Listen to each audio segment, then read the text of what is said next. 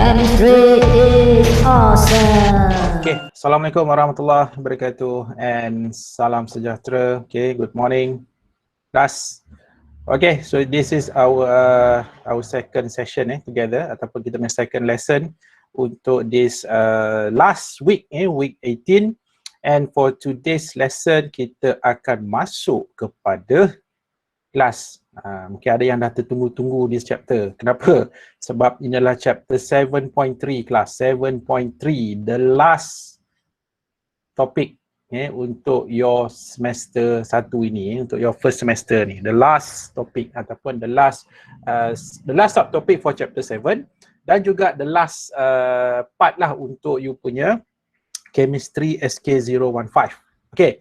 So hari kita akan bincang tentang this 7.3 class. Okay, so in this 7.3, so apa yang you all akan belajar, okay, mostly adalah berkaitan dengan solubility equilibria ataupun solubility equilibrium. Okay, kalau you all cuba kita buat sedikit throwback lah kan.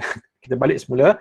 Kalau yang masih ingat dalam chapter 6, you all itulah the first ever chapter you were introduced to the concept of equilibrium kan, di mana you all diperkenalkan dengan the concept of chemical equilibrium, dan di situlah you all dah belajar tentang Kc, okay, and then Kp.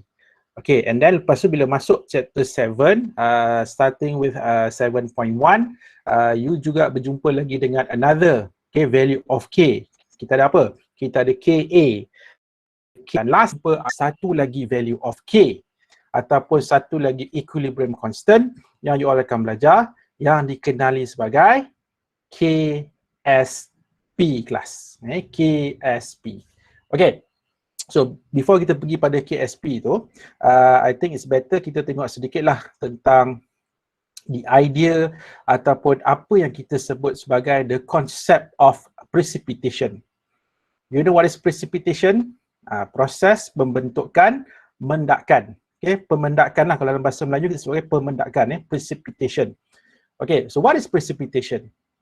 Okay, kelas so precipitation actually adalah satu tindak balas lah, satu chemical reaction di mana apa yang berlaku adalah macam ni tau.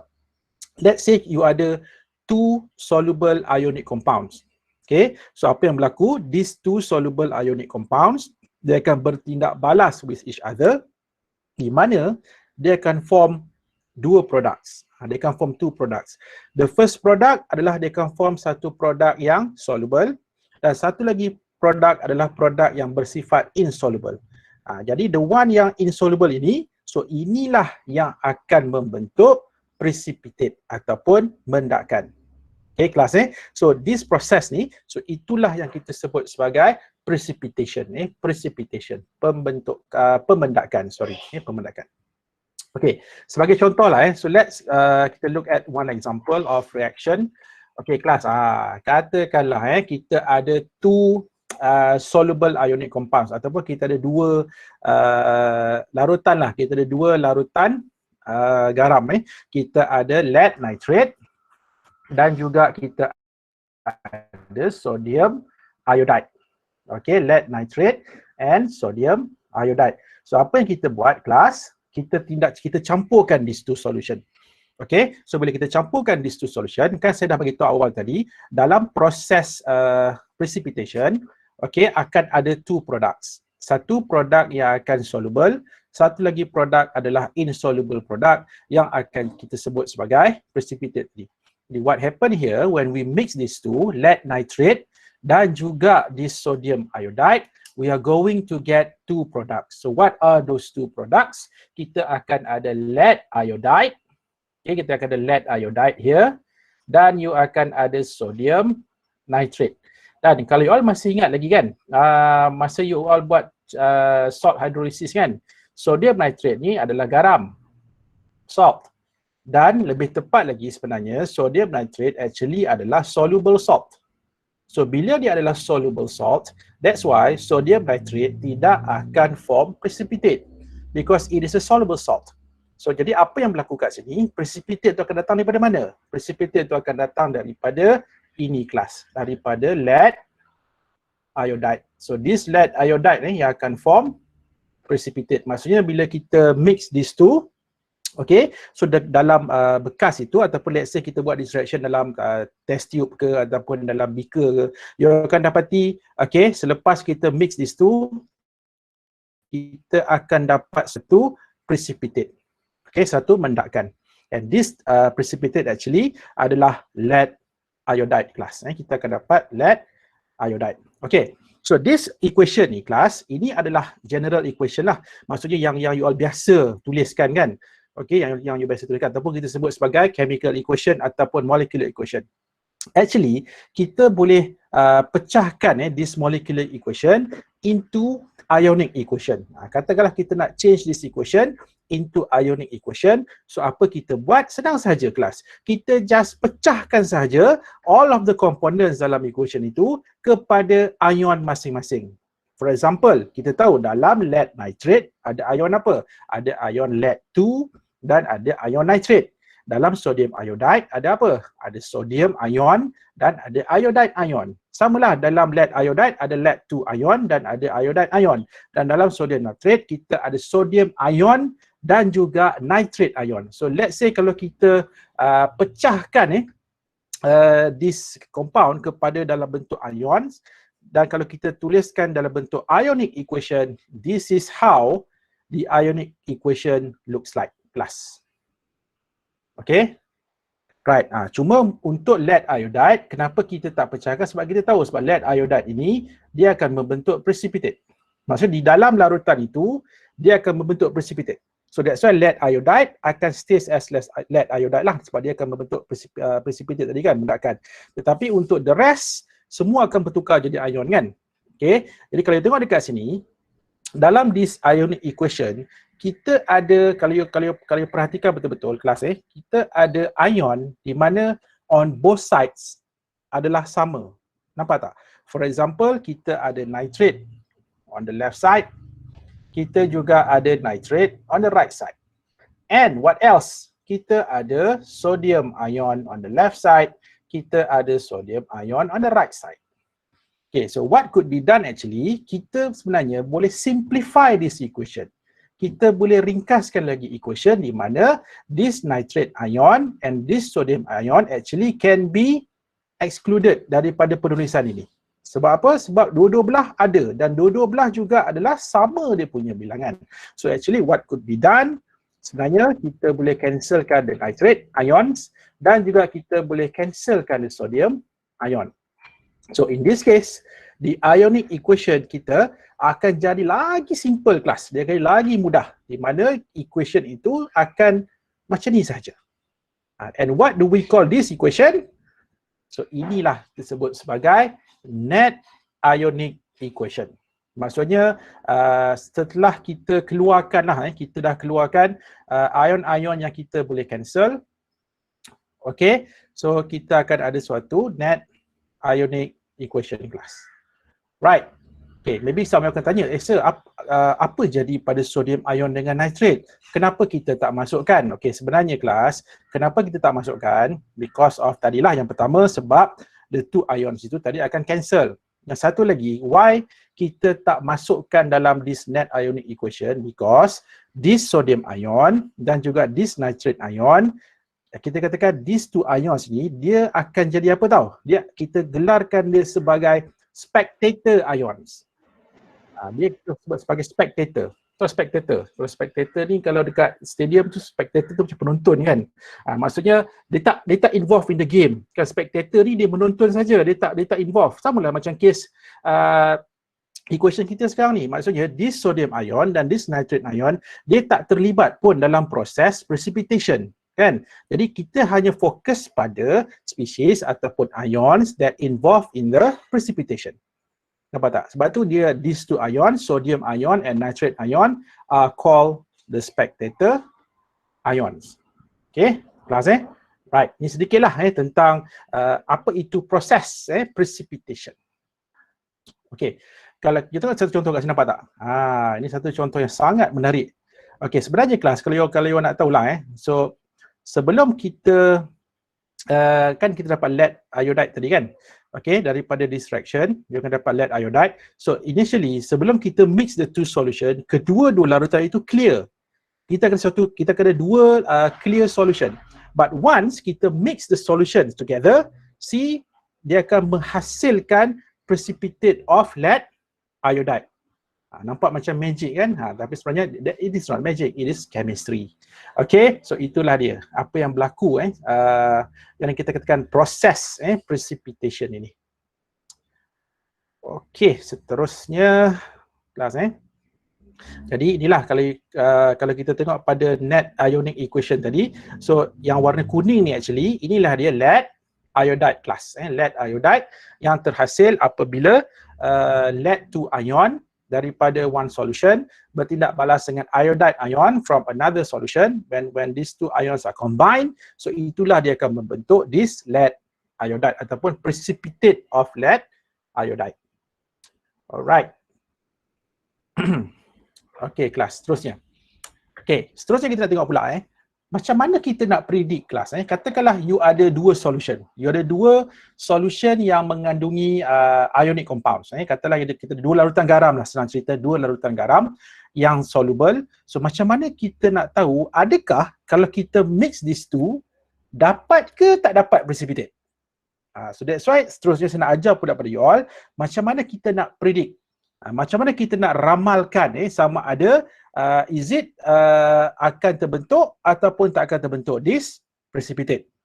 Ini bukan you orang jadi ahli nujum nak ramal tak. Dia ada rules dia lah yang kita boleh apply untuk nak predict sama ada terbentuk atau tidak precipitate. Okay, katakanlah contoh kita ada satu larutan barium chloride kelas, barium chloride. Apa kita buat? Kita campurkan dengan sodium sulfate. Jadi persoalannya sekarang, dapat precipitate atau tidak? Itu yang kita nak cuba predict. Jadi untuk kes-kes yang macam ni, apa yang kita akan buat, firstly, what you should do adalah kita kena list out dulu. Kita senaraikan dulu all of the ions present in the reactants. Okay, so now let's look at the reactants. Kita ada apa? Kita ada barium chloride. So dalam barium chloride ada ion apa? Ada ion barium, ada ion chloride. So keep in mind dua tu Okay, dan sodium sulfate pula ada ion apa? Ada ion sodium, ada ion sulfate. Nampak tak? Jadi kalau kita list out all of these ions, kita akan ada barium ion, chloride ion, sodium ion, sulfate ion. So kita akan ada 4 ions class. Okay, so remember this is the first thing that you need to do. Okay, senaraikan dulu. Right, and then once kita dah list out all of the ions present in the reactants, okay, dalam reactant yang kita gunakan itu, the second step is kita akan cuba ini you kena main-main sikit dengan ion tu lah. Okay, kita akan cuba consider apakah possible cation anion combination yang kita akan buat. Jadi sekarang kita ada apa? Kita ada barium ion, chloride ion, sodium ion, sulfate ion. Jadi kalau untuk membentuk compound atau precipitate tadi, apakah possible combination of cation anion tadi? Yang mungkin lah, yang mungkin akan terbentuk. Jadi kita akan apa yang pertama? Yang pertama kemungkinan kita akan ada barium sulfate. Kan, maksudnya barium ion dengan sulfate ion akan combine membentuk barium sulfate. Satu lagi apa? Sodium ion dengan chloride ion akan combine untuk membentuk sodium chloride. Jadi maksudnya apa kat sini? Kita akan ada dua produk yang akan terbentuk. Satu, kita akan ada barium sulfate, kita akan ada sodium chloride. Okay, cuma masalahnya sekarang antara sodium chloride dengan barium sulfate, which one of these two akan membentuk precipitate? Mana satu yang akan membentuk precipitate ni kelas? Sodium chloride. Yes, kenapa? Sodium chloride? Are you sure sodium chloride akan membentuk precipitate? Ingat lagi tak sodium chloride ni apa? Sodium chloride. Sorry. Sodium chloride juga dan juga yang lain-lain sodium chloride ni kan adalah soluble salt kelas. Soluble salt, dia kan hasil daripada tindak balas strong acid strong base kan. Jadi kita tak akan dapat precipitate. Dia tak akan form precipitate. Okay, mungkinlah you akan tanya, sir, macam mana saya tahu benda ni semua kan? Okay, saya pun mula-mula macam sama macam juga. Masa mula-mula saya belajar tentang the concept of precipitation ni tau. Okay, pun kita wondering, macam mana kita nak tahu kan sama ada garam itu larut ke, garam tu tak larut. Sebenarnya kelas, ada satu rule, okay, yang kita boleh apply kat sini. Dan nama rule ini adalah, okay, sama ada kalau kita, let's say you nak decide kan whether, contoh macam tadi, sodium chloride dengan barium sulfate. Macam mana kita nak tahu yang mana satu precipitate, yang mana bukan? Actually ada satu rule, and this rule class kita sebut sebagai solubility rule. Okay, solubility rule apa hukum keterlarutan. Kita satu hukum keterlarutan, solubility rule. Dan actually there is a table. There is a table, saya akan tunjukkan pada you sekejap lagi.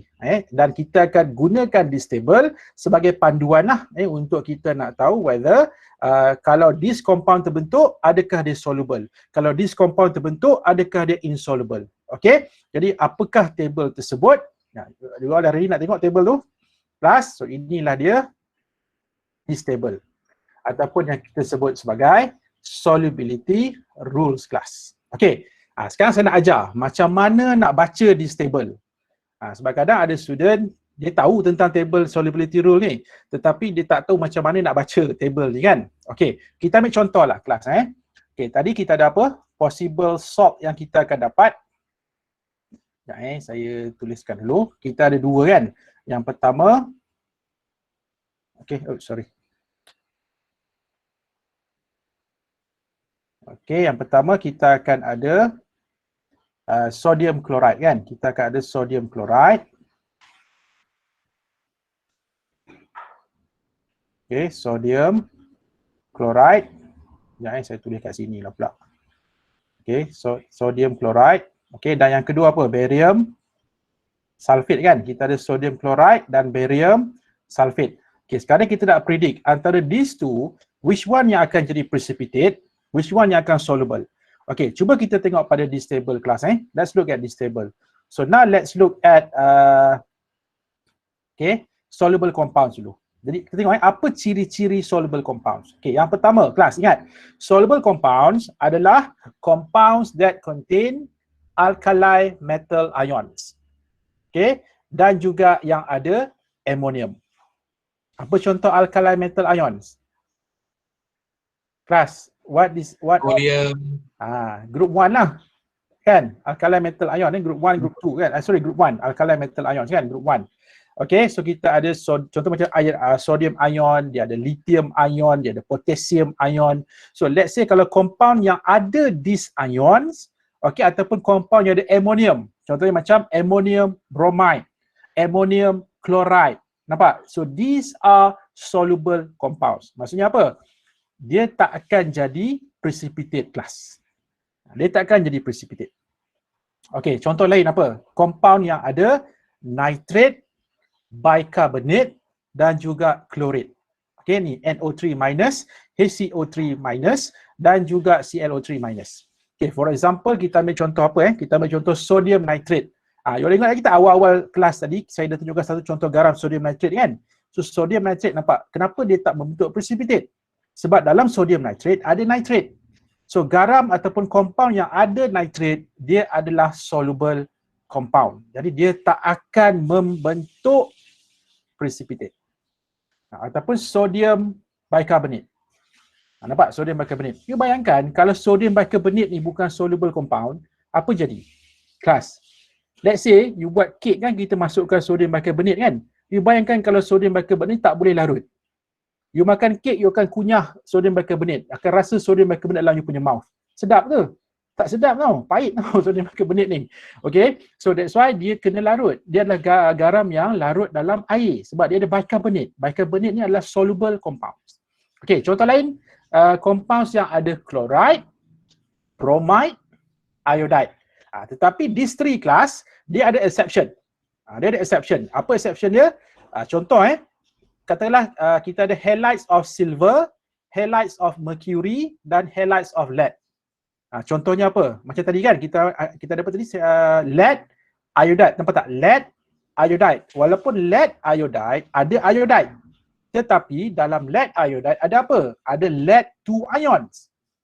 Kan? Jadi bila ada lead-2 ions, kita katakan lead iodide actually adalah compound of halides yang ada lead-2 ion. So ke dalam case lead iodide, dia tak akan soluble in water. Okay, dia tak akan larut dalam air. So that's why dalam case tadi, nampak tak? Dia membentuk precipitate kan? Lead iodide kan? Nampak tak? Satu contoh. Okay, next adalah compound yang ada sulfate kelas. Okay, compound yang ada sulfate kecuali except apa? Sulfates of silver, sulfates of calcium, strontium, barium, mercury dan juga lead. Contohnya macam calcium sulfate. For example, calcium sulfate. Calcium sulfate apa? Insoluble compound ataupun kita katakan dia akan membentuk precipitate. Tapi kalau sodium sulfate soluble ke insoluble? Kelas sodium sulfate. Sodium sulfate.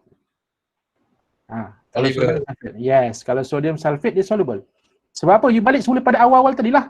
Apa-apa compound yang ada alkali metal ion kelas group 1. Okay, group 1. Yang ada group 1 punya ion. So dia adalah soluble. Okay, so ini adalah contoh soluble compounds. Kita pergi pula pada insoluble. Okay, insoluble, contoh compound yang insoluble ataupun kita katakan kadang-kadang kalau you kena faham kadang-kadang dia bukan insoluble tau. Ada sesetengah garam ni, dia slightly soluble. Dia bukan 100% soluble, tapi dia slightly soluble. Dia larut tetapi dalam kuantiti yang sangat kecil. Kadang-kadang menghampiri insoluble lah. Tapi sebenarnya tak semua insoluble. Ada juga yang slightly soluble. Okey, jadi contoh dia apa? Kita ada compounds yang ada carbonate, yang ada phosphate, yang ada chromate dan sulfide. Okey, saya ulang balik. Compound that contains carbonate, phosphate, chromate, sulfide.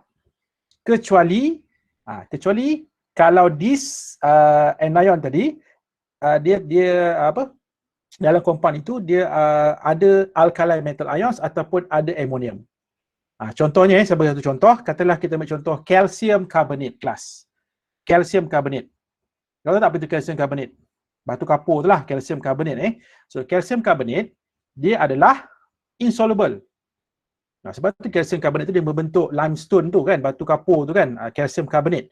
Okey, ataupun calcium carbonate kalau nak tahu adalah salah satu substance ataupun compound yang terdapat dalam kulit telur calcium carbonate ni. Jadi bayangkan kalau calcium carbonate ni bukan soluble. Jadi macam mana kulit telur tu nak mengeras jadi kulit telur? Faham tak? Nampak So itu adalah calcium carbonate. Sebab tu dia insoluble. Tetapi kalau sodium carbonate, is it soluble or insoluble? Kelas, sodium carbonate. Soluble. Yes, sodium carbonate soluble sebab dia ada alkali metal ion. Nampak tak? Jadi inilah cara kita baca table ini. Ataupun ammonium carbonate. For example, ammonium carbonate ataupun ammonium sulfate. Okay, sulfate bukanlah, ammonium sulfide. For example, ammonium sulfide. So itu semua adalah contoh soluble. Tapi kalau insoluble, dia mempunyai selain daripada alkali metal ions dan juga ammonium. Okay, the next adalah compounds that contain hydroxide.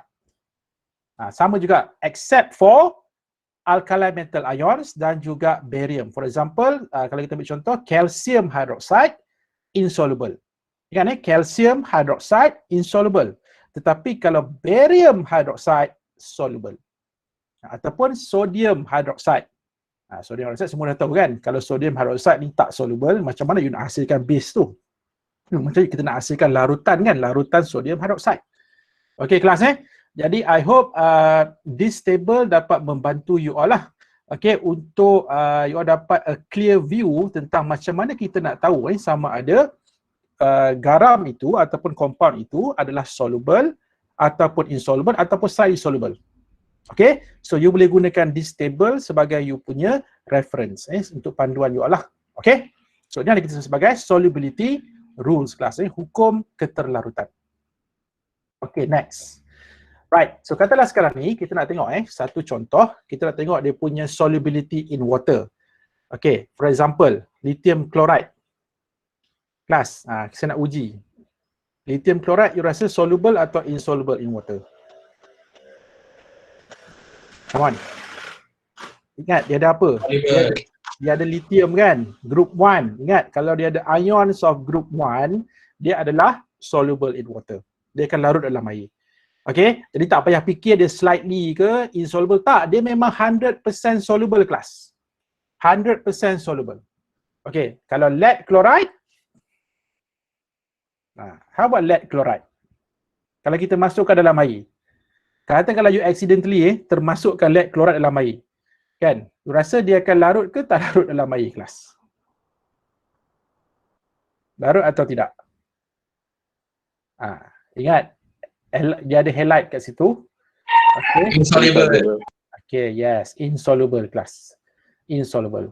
Right, jadi tak ada masalah kalau you terjatuhkan lead chloride dalam air ni, you masih boleh keluarkan balik lead chloride tu sebab dia tak larut dalam air. Okay, dia tak larut dalam air. Okay, ni jangan sebut koh pula ini bukan koh, ini potassium hydroxide kelas. Kan sebut koh sebab dia biasa sebut NaOH kan. Ni sebut koh pula, koh. Right, ini potassium hydroxide. So is it soluble or insoluble?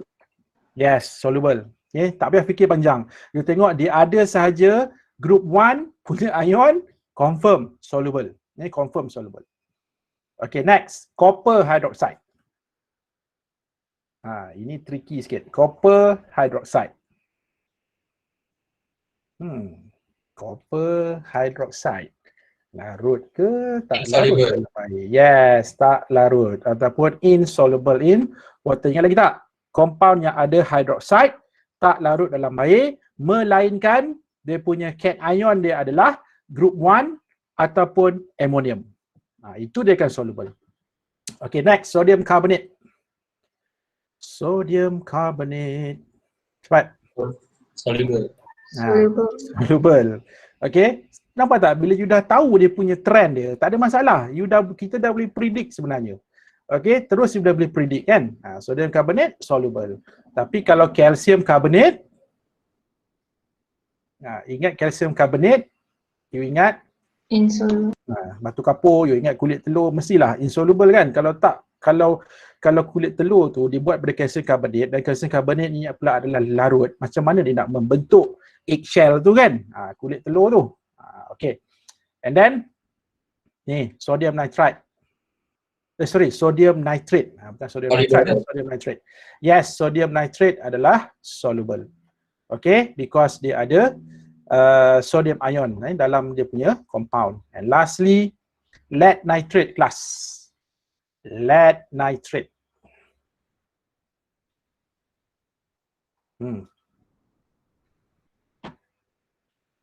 Come on. Soluble. Sure. Okay, kenapa soluble? Okay, kenapa lead nitrate is soluble? Why lead nitrate is soluble? Soluble. See? Nampak? Dia ada nitrate. Ingat tak? Dia ada nitrate. Kan? Compound yang ada nitrate sama macam sodium nitrate lah. Sebab tadi sodium nitrate, kenapa you kata dia soluble? Sebab you tak tengok pada nitrate tu. You tengok pada sodium ion. Tapi dalam kes lead nitrate, okay, kenapa dia soluble? Because of the nitrate. Jadi sebenarnya apa-apa compound yang ada nitrate, dia akan larut. Tak kisahlah dia ada alkali metal ions ke, dia tak ada alkali metal ions ke, selagi mana it is a nitrate compound, so dia adalah soluble in water. Okay, dia adalah compound yang larut dalam air kelas. Okay, tak apa, untuk peringkat awal ni mungkin you akan rasa nak familiar dengan benda ni, ambil masa lah. Okay, jadi you kena banyak buat latihan, nanti you akan familiar lah dengan garam ini sama ada dia larut ataupun tak larut kelas. Okay, so kita move on to the next. Okay, ini contoh apa tahu? Kalau you nak tahu, ini adalah barium sulfate. Nampak tak? Jadi maksudnya kalau kita buat tindak balas tadi, kita ada barium chloride dengan sodium sulfate tadi kan. So, jadi apa yang berlaku, kita akan dapat garam barium sulfate kan. Jadi barium sulfate ini akan membentuk precipitate, tetapi sodium chloride, kenapa dia tak membentuk precipitate? Because sodium chloride is a soluble salt. Jadi bila soluble salt, dia akan ionize in water untuk membentuk aqueous ion. Sebab tu kita tak dapat precipitate. Tapi kalau barium sulfate, since dia adalah insoluble compound, maksudnya kalau kita mix these two tadi, you akan dapat satu white precipitate of barium sulfate plus. Jadi yang warna putih tu, itu actually adalah barium sulfate, barium sulfate. Okay, so clear semua orang tentang macam mana kita nak predict formation of precipitate ini. Okay, right. So sedikit tentang spectator ions. Sedikitlah saya masukkan sedikitlah tentang apa itu spectator ions sebagai ulangan balik. Okay, ingat spectator ions ini adalah ions yang ada dalam larutan, tetapi dia tak terlibat dalam reaction itu. Dia tak terlibat dalam proses precipitation itu. Sebab tu kita katakan spectator ions ini are ions, okay, that present in a solution, okay, which a reaction takes place but do not involve in the net process. Maksud dalam pembentukan precipitate itu dia tak terlibat. Ini yang kita sebut sebagai spectator ion. So that's why dalam bila kita nak cerita pasal solubility ni kelas, kita hanya fokus pada spesies ataupun ions yang membentuk precipitate sahaja. Kita tak fokus pada spectator ions. Sebab apa dalam net ionic equation tadi kita hanya ambil yang itu saja kan. Okay. Right. Ini sedikitlah saya nak kongsi dengan you all sebab kalau you all nak tahu, inilah yang menarik tentang chemistry tau. Sebab chemistry ni kalau you tengok, dia adalah colourful kan. Kimia ni ada warna-warni. Dia sangat kita katakan penuh dengan warna-warna yang menarik. Contohnya you tengok sini, nampak? Kita ada cadmium sulfide. Precipitate kan? See warna dia macam mana. And then lead sulfide. Kita ada warna dia macam greyish sikit lah, warna dia hampir pada black lah. Dia hitam campur dengan grey, dia punya colour tu. Ini seterusnya kita yang ketiga tu, nampak? Kita ada nickel hydroxide. See dia punya colour kan, dia punya hijau tu macam satu hijau yang sangat menarik lah. Kalau you all buat eksperimen ni, you akan nampak. Okay, and then kita ada aluminium hydroxide. So these are several precipitates. Nampak? Setiap satu tu ada warna dia masing-masing.